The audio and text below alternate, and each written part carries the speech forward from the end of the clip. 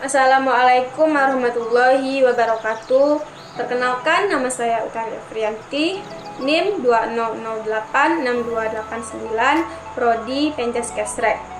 Saya akan menjelaskan materi tentang persyarafan dan tubuh manusia dari materi kelompok 2. Proses tubuh merespon rasa sakit. 1.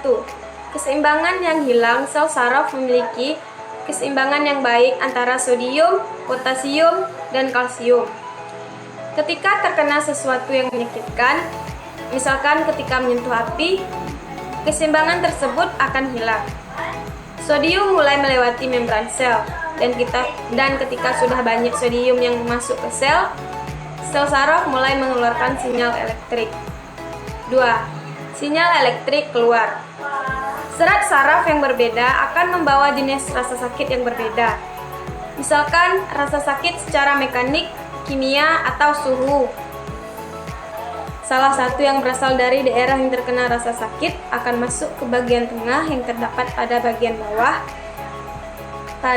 bawah leher, di tempat kelima atau ketujuh dari tulang belakang.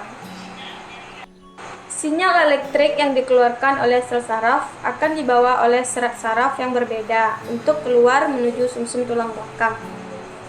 3. Pusat saraf. Semua sinyal rasa sakit akan mencapai sumsum tulang belakang. Proses pengolahan sakit setelah melewati sumsum tulang belakang. Sinyal akan menyentuh bagian otak penerima sinyal, yaitu talamus. Untuk sakit yang disebabkan oleh panas atau api, perjalanan ini hanya membutuhkan waktu 0,01 detik. Waktu tersebut sebenarnya cukup pelan, karena zat kimia yang bekerja dalam serat saraf bekerja 10 kali lebih cepat dari itu. Selanjutnya, talamus akan memicu gerakan refleks pada tubuh dan mengirimkan interpretasi rasa sakit pada cerebral cortex. 5. Tubuh bereaksi. Setelah sampai pada cerebral cortex, tubuh akan merespon dengan menghindari sumber rasa sakit. Itulah proses yang terjadi pada tubuh ketika merasakan sakit. Tubuh Anda memiliki mekanisme yang hebat untuk merespon rasa sakit dengan cepat dan menghindarinya untuk menyelamatkan. Rangsangan atau impuls adalah pesan yang diterima oleh reseptor atau tubuh dari lingkungan luar, kemudian dibawa oleh neuron atau serangkaian elektrik yang menjalari serabut saraf. Contoh impuls: perubahan suhu, tekanan, bau, aroma, suara, benda, dan berbagai rasa seperti asin, manis, asam, dan pahit. Impuls yang diterima oleh reseptor dan disampaikan ke efektor, kemudian dapat menyebabkan terjadinya suatu gerakan. Akan membahas materi selanjutnya dari kelompok 5, yaitu tentang doping.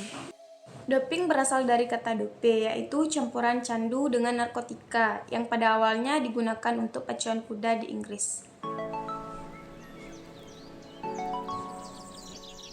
Kemudian para ahli memberikan definisi doping. Yang pertama, doping adalah pemberian obat kepada seorang olahragawan dalam kompetisi dengan tujuan utama meningkatkan prestasi secara tidak wajar. Yang kedua, doping adalah pemberian atau penggunaan oleh peserta lomba berupa bahan yang asing bagi organisme melalui jalan apa saja atau bahan fisiologis dalam jumlah yang abnormal, atau diberikan melalui jalan yang abnormal dengan tujuan meningkatkan prestasi. Meskipun doping dilarang dalam dunia olahraga, kasus doping terus saja ditemukan. Ada beberapa alasan mengapa olahragawan atau atlet menggunakan doping. Yang pertama, aspek psikososial. Setiap individu memiliki potensi melakukan pelanggaran. Ditambah lagi apabila lingkungan memberi kesempatan untuk melakukan pelanggaran tersebut. 2. Kepribadian. Individu yang memiliki konsep diri maupun harga diri negatif atau rendah dalam menghadapi situasi kompetitif memiliki kecenderungan mencari keuntungan. Mencari keuntungan pribadi dengan jalan menggunakan cara yang tidak sehat. Salah satunya adalah dengan menggunakan doping ini. 3. Lingkungan sosial individu. Dalam setiap kompetisi, kemenangan terkadang menjadi satu-satunya idaman setiap individu atau kelompok, tanpa mempertimbangkan hal-hal lain, sehingga memungkinkan atlet menghalalkan segala cara, termasuk doping. Masyarakat juga merupakan stresor yang cukup berarti. Kekalahan dalam bertanding selalu mendapat respon dari masyarakat, baik berupa cacian, kritikan, amukan, bahkan kemarahan yang tidak proporsional. Sehingga yang ada di benak atlet adalah menang dalam setiap event yang diikutinya. Itulah materi-materi yang dapat saya sampaikan dari beberapa kelompok. Saya akhiri, wassalamualaikum warahmatullahi wabarakatuh.